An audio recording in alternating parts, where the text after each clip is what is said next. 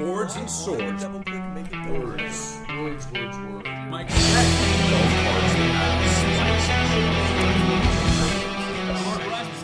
welcome to week 4 in the MCCL. Over halfway through the regular season. 2 teams undefeated, 3 teams nothing but defeated. You may not be able to win the championship 4 weeks into the season, but you can lose it. Banshees have traded away Adam Scarpello, still working on his injury, to the Corsairs for rookie Matthew Holstein. Predictably from Wisconsin.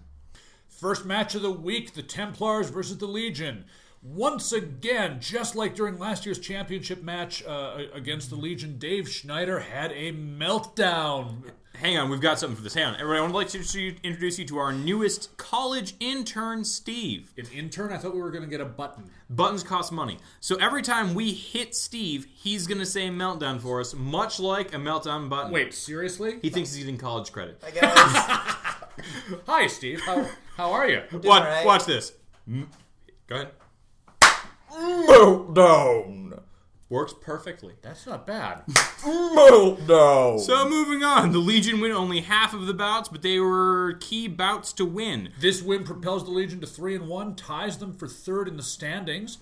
Their king, Nora Sachs, is a bit unorthodox, but one of the more intuitive kings in the game today. She's got some key matchups, ably assisted by her experienced queen, Mike Lubke, and her pieces were able to grab the victory.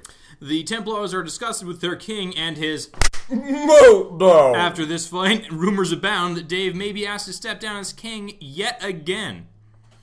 Following Dave's meltdown, we also have our second match, the Cavaliers versus the Corsairs. This is the first big upset we've seen all season. The Cavaliers took down the Corsairs. The Corsairs are currently tied with the Legion for 3rd place, and the Cavaliers are still in 5th. The Corsairs suffered 2 key injuries, Katrina Zarodka and Jason Snetting, both of whom are out for the rest of the season. Related to that, the Corsairs are looking to add some new players to their lineup. We could see some key mid-season trades on this. The Cavaliers are starting to gain some momentum in the middle of the season, still have some ground to make up if they want to contend for the title again this year. But they are not out of the running yet, barring a meltdown. God, I love Steve.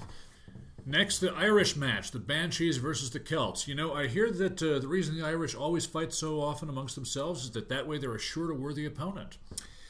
Well, they failed to find a worthy opponent in the Banshees this week as the Celts dominated the game. The Banshees still can't seem to get their pieces together and secure their first win. The Celts had great development, though, early in the game. Prevented the Banshees from obtaining a piece advantage. They really did play some really solid chess and fought some really good fights. They had strong pawn development, protecting key pieces. The Banshees started behind in the game, and they never really caught up. I mean, when the Celts have the advantage, they don't let it go. It's interesting to see what happens. It will be interesting to see what happens when the Celts and the Dragons go head-to-head. I don't think they'll continue to be undefeated after that. We will see, and we will drink.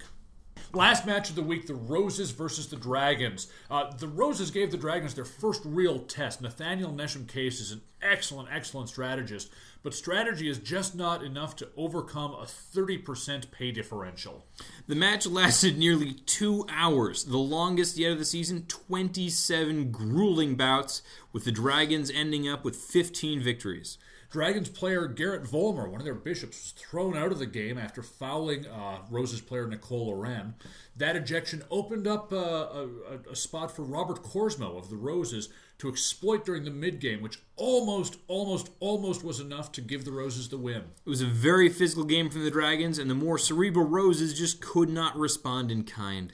Star player of the game has got to be Robert Korsmo. He fought in 4 bouts, finally losing the 4th. He kept the Roses in the game. That is a player who just always manages to come up with some way of achieving a victory and just couldn't do it in the 4th minute. I'm honestly surprised he hasn't been made a king yet.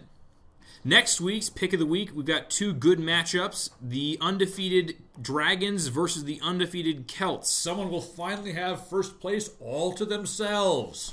Hoping for the Celts. Moving on, the Legion versus the Corsairs. Both teams are 3-1. It could be a key match deciding the 3rd and 4th place positions. Should be a very interesting week to watch. Wonder if we're going to see another...